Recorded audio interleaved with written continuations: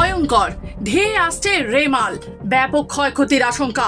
আমফানের আয়লার চেয়েও কি শক্তিশালী হবে এই ঝড়? 20 মে থেকে 25 মের মধ্যে বঙ্গোপসাগরে গভীর নিম্নচাপ সৃষ্টি হওয়ার প্রবল সম্ভাবনা রয়েছে, যা পরবর্তী সময় ঘূর্ণিঝড় রেমাল এ পরিণত হতে পারে।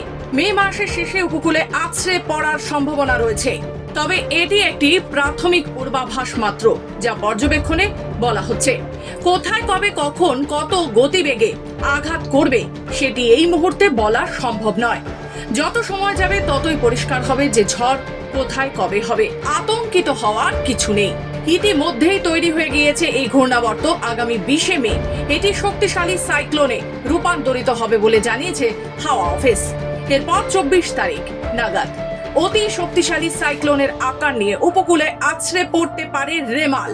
আবহাওয়া দপ্তর অনুযায়ী জানা গিয়েছে 100 থেকে 110 কিলোমিটার বেগে আছড়ে পড়তে পারে এই ঝড়।